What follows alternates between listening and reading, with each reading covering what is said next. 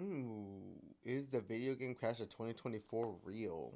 Okay, check this shit out. Heyo! In the early 80s, Atari was king. They were the home console to have, but Yep. they started to overstay their welcome. Atari began to pump out huge quantities of low quality games just to make a quick buck, which led Yep. to an implosion of the industry that nearly killed gaming. The market's value decreased significantly, and plenty of companies either had to lay off a ton of their employees or close their doors entirely. Video games were fairly new and hadn't quite established themselves in people's lives as well as movies and TV had, so it seemed like video games were just a fad that had finally begun to die out. This time in the 80s is known as the video game crash, and it wasn't until Nintendo released the NES that the industry started to recover. It's pretty easy to look at the games from back then and see how a crash even happened. Yeah. Oh, those games were impossible to beat, man.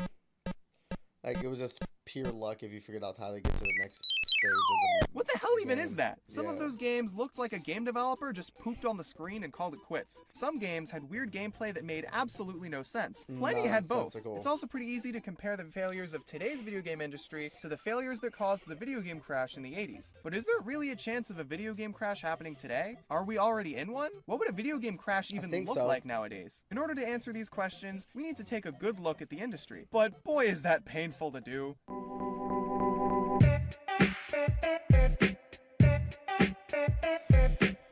I think there's just too many of the same kind of games out. There's nothing that's innovative. It's hard to innovate on a game, and then getting people to play an innovative game together is hard. People want to play games together. I think that's the problem. People like single player games too, but there's a big market of people that want to play with their friends.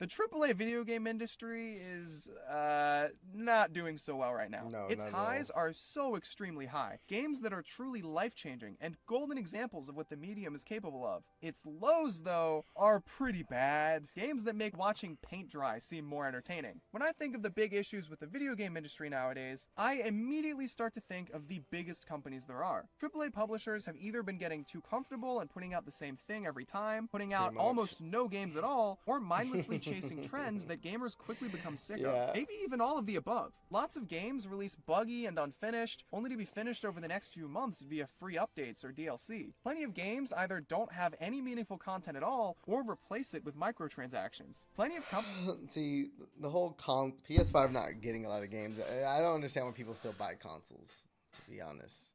Like, you can play on a computer just as well. companies are making anti-consumer Even better.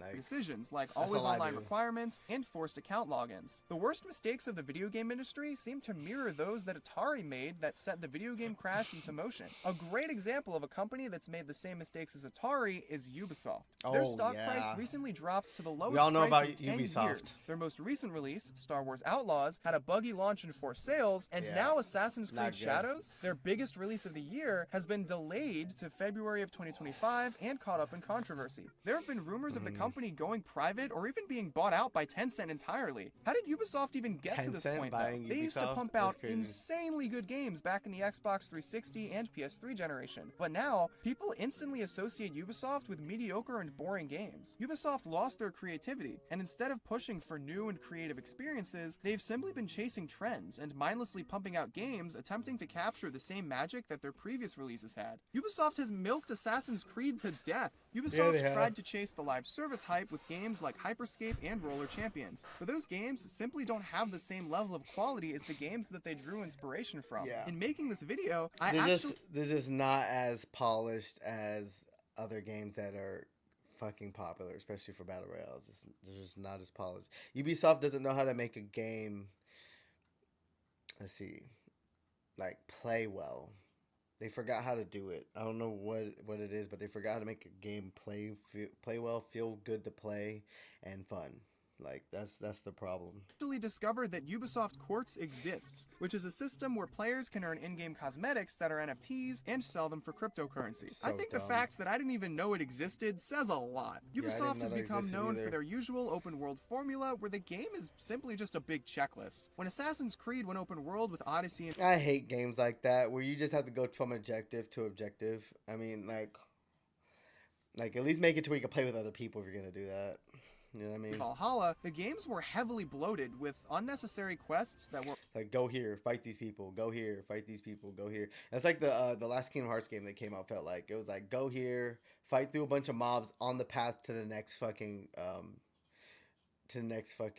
cutscene. Like, that's it. Like, you didn't really spend a lot of time in areas on that game.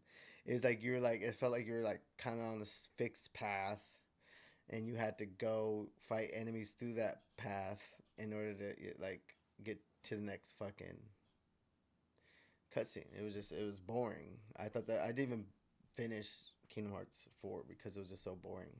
were all filler and no killer. So when you compare Atari and Ubisoft, it's pretty easy to connect the dots, both of which were once very successful, but began to die out when they got too comfortable and just flooded the market with low-quality games. The scary part is that it's not just Ubisoft that's had these issues lately. Take a look at Activision. They used to put out amazing games. Crash Bandicoot, Guitar Hero, Spyro, Call of Duty, you name it. All Guitar of these Hero are was so fun. franchises that are either dormant or have had a serious fall from grace, with Call of Duty being the best I example. think Guitar Hero Back in just the had a fall Xbox from grace. 360 and PS3 Really hard to generation, Call of Duty was a force to keep it be going. reckoned with. New games were being put out every year, sure, but they were all so good. The campaigns had genuinely great stories and gameplay, and the multiplayer was loads of fun as well. Each new Call of Duty release felt like a massive cultural event. I simply don't get that feeling from Call of Duty games anymore. Activision got too comfortable with their success, and instead of trying to innovate with the series, they started pumping out the same slop every year since they knew that people would likely buy it anyway. Another big reason Pretty for much. Call of Duty's fall from grace is the live service model. Live services have existed for a while, yeah, Like, I wish Call of Duty had different eras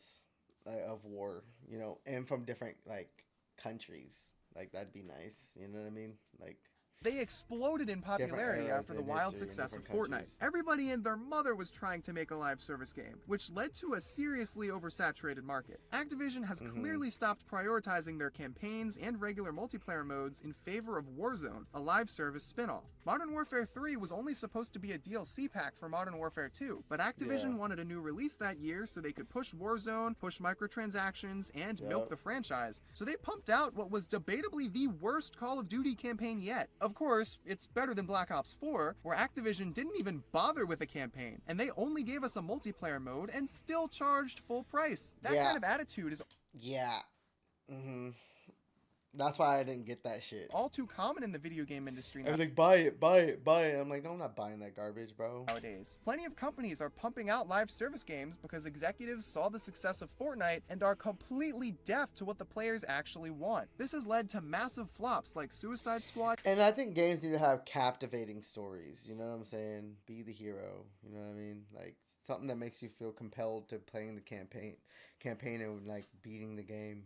Kill the Justice League, Concord, Avengers, Anthem, Halo Infinite. The list goes on and on. So much potential is being wasted on either steaming piles of feces that these companies call video games, or games that nobody wanted in the first place. Rocksteady could have made more single-player games like the legendary Batman Arkham series that they're famous for, but instead, we got Kill the Justice League, which did not go over well. BioWare is responsible for the Mass Effect series. Mass Effect could be so much better if they took it and expanded on it, like, greatly.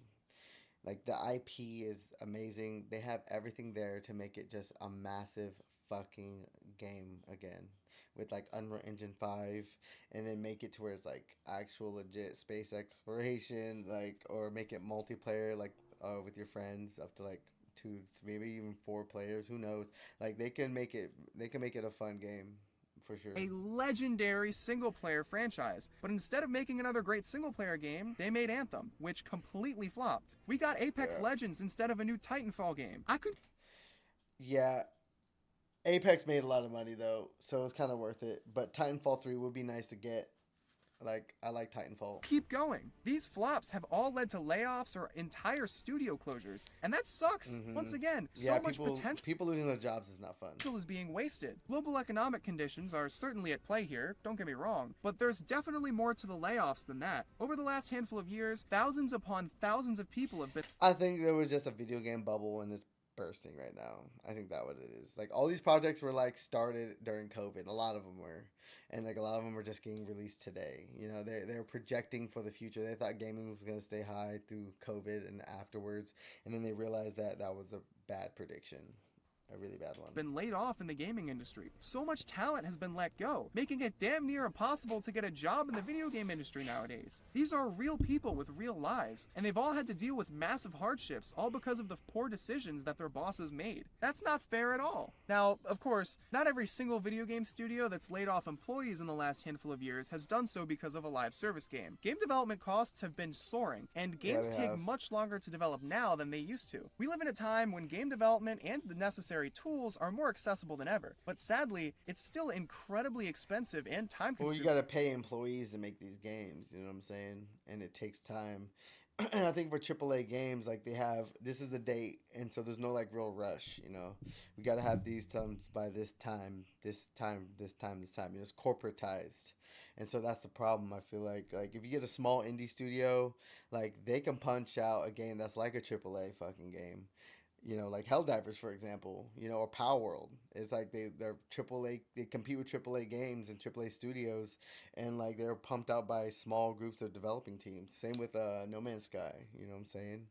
Like, it's like there's no passion behind it, and like these people are just milking these AAA studios for like a paycheck, bro. Like I ain't gonna lie, like they might have passion behind it a little bit, but like, you know, if they can drag this game on and keep getting paid that $100,000 a year to be a developer, or wherever the fuck much they make, maybe even more, they're gonna do that. I would, shit. Oh, you have job security for the next fucking 7 years this game's gonna be in development. That's fucking clutch, especially making that much money. Like, yeah. Doing to make a game. As annoying as it is when companies stick with the same games and ideas all the time, it's pretty easy to understand why. Why risk all that time and money on a game that could easily flop and cost them tons of money when they could just make another game in a franchise that they know will sell well? With hardware constantly improving, game developers are always working to take advantage of everything that the hardware is capable of. We've gotten some beautiful games recently, with the lines between video game graphics and real-life video becoming increasingly blurred. This can actually be a bit of a problem though. Yeah. As hard as studios might try, they simply haven't been able to keep up with improvements in hardware. The Xbox One released in 2013. Yeah, like hardware is getting way better,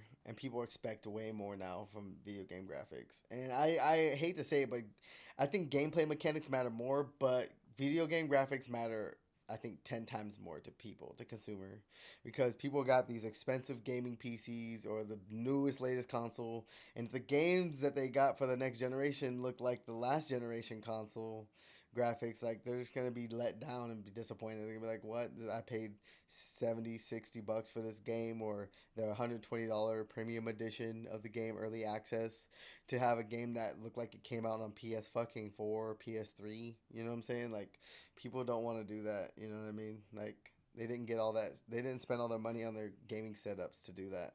With a 1.3 teraflop GPU, the Xbox. And I think that's why Black Myth Wukong and, like, you know, Elden Ring were so fucking popular, because like the games look so fucking good. You know what I'm saying? Like, even though people can hardly run them maybe day one, but like once they fucking optimize them, like, yo, it's GG's. Like, they're beautiful games, man. Series X released in 2020 with a 12 teraflop GPU. In just 7 years, the GPU's performance improved by tenfold. This isn't even considering other improvements, like better CPU performance and the wider adoption of SSDs. As hardware improves and games can become... I think they're gonna use AI for sure to do the heavy lifting, or like, not the heavy lifting, but like a lot of us say, yeah, a lot of the heavy lifting of coding when it comes to games. You know, like it could probably write script for like the base, like the base of the game, basis of the game, you know, and then like basically they send developers in to like tweak things and add more to it. You know what I'm saying? Like, for sure. Become more detailed, the developers need better hardware to actually render what they're working on, which will cost them a lot of money. The studios will also need to hire more employees and spend more time working on textures and models. Yeah, they're getting 4090s with the latest, with the best gaming setups, basically, just to test these games and to render them on them. Since they need to be more detailed. Games need to hit increasingly high sales figures in order to break even, which is why companies are putting more and more microtransactions in games and sticking with the same franchises rather than trying to innovate. Even if a game is a massive success critically, it might not necessarily be a success financially. Alan Wake 2 was one of the highest rated games of 2023, and Remedy's fastest selling game of all time. But as of August of 2024, it still hasn't broken even. Final Fantasy VII Rebirth and Final Fantasy XVI are both highly praised praised games. But Square Enix has said that those games also aren't financial successes and that they didn't meet expectations. One way that a lot of companies have been trying to offset development costs is to simply be bought out and rely on the loaded bank accounts of bigger companies. Microsoft has been especially active buying out companies recently. They bought out ZeniMax in 2021, which gave Microsoft ownership of Bethesda and massive franchises like Fallout, Doom, and Elder Scrolls. In 2023, Microsoft bought out Activision Blizzard, giving Microsoft ownership of franchises like Call of Duty and Overwatch. These buyouts haven't been so great for gaming, though. Microsoft laid off plenty of employees from Activision Blizzard not too long after buying the company. Microsoft has been buying these companies primarily to boost the lineup of Xbox Game Pass, but Game Pass has been cannibalizing the sales of games. And with buyouts in general, it kills off a lot of the creativity and sense of competition in the gaming industry. There isn't as much of an incentive to innovate. During the Xbox 360 and PS3 generation, it was a close fight between the two consoles. Both of them had so many generation-defining games that would make you drop all financial responsibilities and go out and buy the consoles. Microsoft and Sony were competing by trying to innovate and push the limits of their studios and franchises. Now, though, it seems like Microsoft and Sony are just buying out studios and having them do all the heavy lifting for them. There's no incentive for them to actually try. They'll just buy out every studio so that the other console doesn't have anything worth playing. This isn't just an overreaction either. During the court cases surrounding Microsoft's acquisition of Activision Blizzard, plenty of revealing emails were unveiled. Matt Booty, Microsoft's Xbox Game Studios chief, wrote in an internal email to Xbox's CFO Tim Stewart that, "We are in a very unique position to go spend Sony out of business." Microsoft claims that the email was outdated at the time they announced their acquisition of Activision Blizzard, but the sentiments still ring true. Major Activision Blizzard games like Call of Duty and Overwatch are still multi-platform, but there's no guarantee that it will stay that way. Microsoft was forced to sign legal agreements promising that Call of Duty would release on other platforms for 10 years. But once those contracts expire, what's stopping Microsoft from keeping Call of Duty exclusive 10 years to Xbox? is a long time. Starfield, a game that was originally supposed to be released on both the Xbox Series consoles and PS5, was eventually made exclusive to Xbox. Redfall was allegedly in development for both Xbox Series and PS5. Yeah, and see, that's where they're missing it. You know what I'm saying? They know how much more money these developers can make if they release it on all platforms.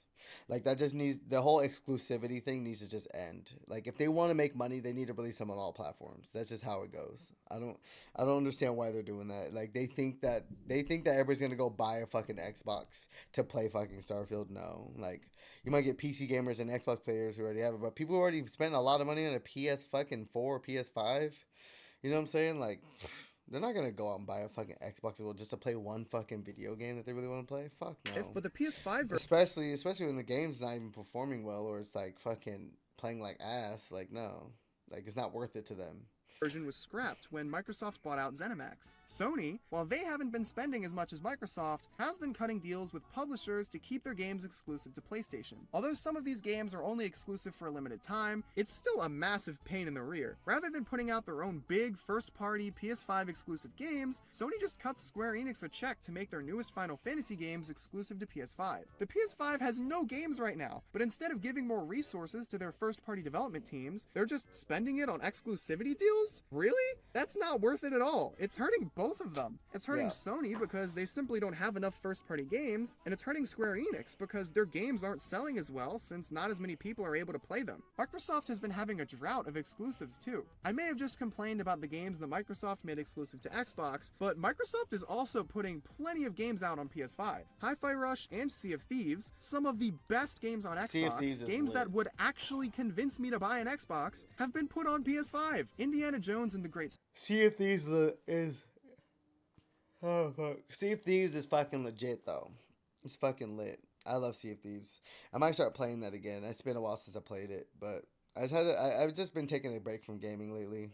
I'm getting kind of burnt out. Circle, the biggest Xbox release of the year, is being released on PS5 only a few months after it launches on Xbox. And out of the few games that are actually console exclusives for the Xbox Series consoles, not many of them are even worth my time. All of these issues paint a pretty bleak picture. Are we headed to a video game crash? Maybe we're already in one. Chances are that if we were to have a video game crash nowadays, it would look much different than it did back in the 80s. In the 80s, the video game industry wasn't really developed. Video games were very new, and not quite established in people's lives. When the video game crash happened, people simply thought it was a fad dying out. Now, however, things are much different. The video game industry is exponentially bigger than it was back then. Many more people play video games than back then, and video games have a bigger place in our lives and are right alongside movies and TV shows. So if a video game crash were to happen nowadays, what would it even look like? I'm no economics expert, so maybe everything I'm saying is obviously. I mean, I would, let me see if I can guess what the video game crash would look like. I think people will keep playing video games, just not buying any new ones. They're just gonna keep playing the same games that they've been playing, or just stop playing them when they get bored of them and wait for that good game to come out, that one golden game. You know what I'm saying? I think people are waiting for that one fucking game. They don't even know what that game is yet. They have no clue what that game is. But there's one game that's going to come out that's going to be bigger than even Fortnite. And that's the game everybody's going to play. And it's going to change the gaming landscape for everybody's going to start making copies of whatever that game will be. And they're going to lose a lot of money. But whoever makes that fucking game will be rich for a very long time. It'll be a game that people play for 10 years. I guarantee. Wrong and incredibly stupid. I don't know. But if a video game crash were to happen nowadays, I think it would look a lot like what's going on right now. The industry is being flooded with low-quality games. Plenty of studios are laying off tons of employees and/or shutting down entirely, and consumer spending on video games overall is decreasing. The video game industry isn't going to disappear entirely, No, I think that one game's going to be GTA 6. When that game comes out, everybody's going to play it. It's going to be a game that has every kind of game mode inside of it. I guarantee. It's going to have every game mode. Everything. It's going to have racing. It's going to have fucking battle royale. It's going to have first-person shooters. It's going to have heist. It's going to have, like, everything you can fucking think of. You're going to be able to play it inside that game.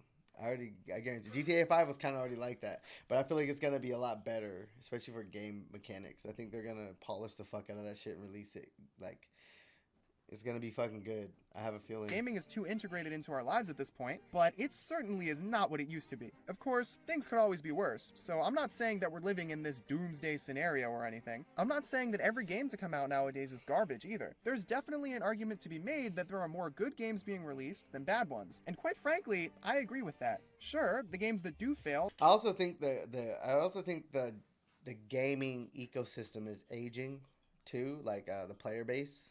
It's like the people who are playing games are aging, and they expect a certain type of game, certain type of level of gaming. Like, I feel like kids are gaming, but kids are on their tablets. They're mobile. They're doing mobile gaming. That's their main avenue of gaming. You know what I'm saying? Now, when they get a little older, they're gonna start playing consoles and stuff like that. But like, these kids are used to playing mobile type games. You know what I mean? And I feel like that's the issue. You know what I'm saying? People who are playing on PCs are generally older because they can afford it. And or maybe if they are young, like their parents can afford to build them a gaming PC, and like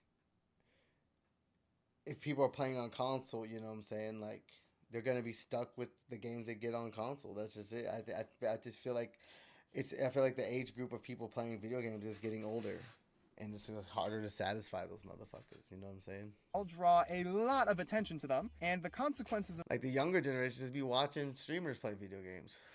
And if they play a little bit or maybe beat a game. Because I remember back, Xbox Live Party Chats was like, that was like, I would hate being at school just because I wanted to get home and play Left 4 Dead with the boys or Halo. You know what I'm saying? Or fucking Gears of War. Like, and like, that's all I wanted to do after school. Like, till fucking 10 o'clock when I had to go to bed, my bedtime.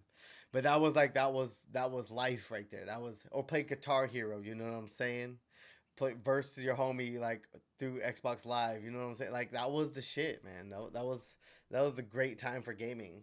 Like all those games they ran well, they were polished, they played well, you know what I'm saying? Like that was an era of gaming that people want back again, and they just don't know how to hit that mark again these days. Of those failures tend to echo throughout the industry. One big failure can cause the death of an entire studio, but that's not to say that there aren't any good games nowadays. We've gotten plenty of stellar games over the last few years. Baldur's Gate 3 is a perfect example of everything that AAA games should be. The same can be said for games like Tears of the Kingdom, Elden Ring, Alan Wake 2, God of War Ragnarok, Hi-Fi Rush, Spider-Man 2, the list goes on and on. Like I said earlier, the highs of the gaming industry can be truly special. So if we are in a video game crash, what can be done? In the 80s, Nintendo put out the NES, which essentially saved the gaming industry. Just like in the 80s, I think Nintendo is the key, and is a shining example of what can be done about the current state of the gaming industry. The Nintendo Switch has been one of the most successful consoles Nintendo has ever released. In a time when people are constantly complaining about the output of first-party exclusives on Xbox and PlayStation, Nintendo is pumping out banger after banger. What's going on? Of course, since the Nintendo Switch doesn't have as much power as a console like the Xbox Series X or PS5, games don't need to have as much time put into texture details. But you could make the argument that the time is made up for in getting games to run on the thing in the first place. Yeah. Nintendo's major releases, like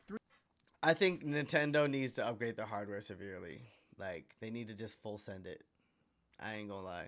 Like, it's cool. They should have the Switch, but then they should have the Switch home console. Like the Switch that you don't take off the dock. That's like has a 4090 in it or something crazy. You know what I'm saying? It's just something insane.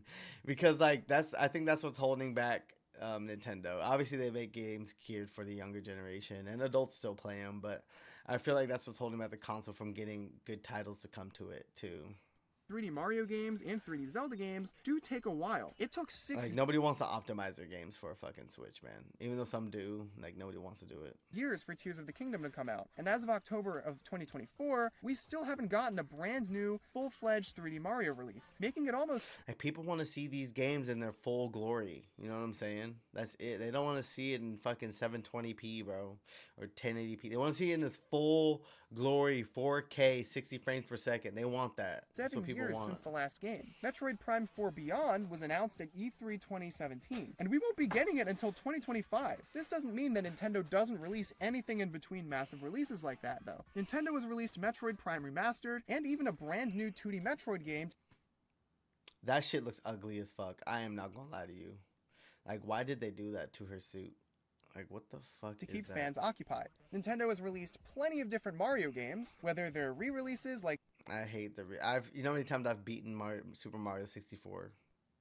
So many times, because I've played like a few of the re-releases, and then I played them when I was a kid on the 64. Like, I'm 3D tired of playing that All-Stars, game. or their new games Like, I don't care how many times they remaster it, release it. I'm not gonna play that game again. Bowser's Fury or Super Mario Wonder. Nintendo has had a similar strategy with The Legend of Zelda. Not every game Yeah.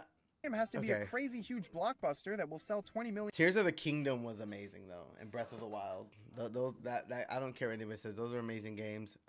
They played really well. I loved them. copies. Rather than releasing a big new release every few years, Nintendo has been releasing smaller games multiple times. Like, I want to play a Zelda game on my PC, not on the fucking Switch. Like, that's where I want to play it. I want to play it on my fucking PC without having to fucking hack a fucking Switch or fucking get an emulator that Nintendo bans.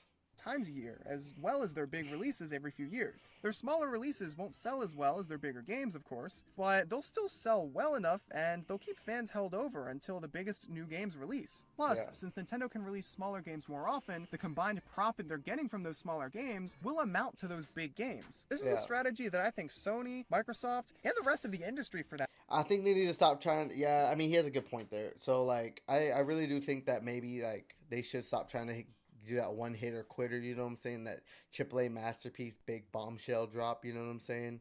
They need to drop smaller games in between the big AAA titles, for sure, to generate revenue in between those games. that matter should take note of. People aren't afraid of playing smaller games. While the AAA scene has been in flames, the indie scene has been growing significantly. Yep. Indie games usually don't have the budget to be big blockbuster releases like plenty of AAA games. So instead, they focus on unique and innovative gameplay ideas and fun. Indie developers focus on creating fun releases rather than Stardew extremely Valley. profitable ones. It's what AAA games should do. So all in all, the situation is bad, sure. but I don't think it's something that the industry can't come back from. Sure, it sucks to see all of these terrible games come out, but if that's what it takes for these massive publishers to learn their lesson, then so be it. They can't run away from their problems forever. Companies could pull a Ubisoft and complain that gamers have high expectations, or say that gamers should get used to not owning their games. But at the end of the day, we're the ones that keep these companies in business. Yeah. Ubisoft can try to gaslight us all they want, but it clearly has not helped them. It's been a weird... Ubisoft is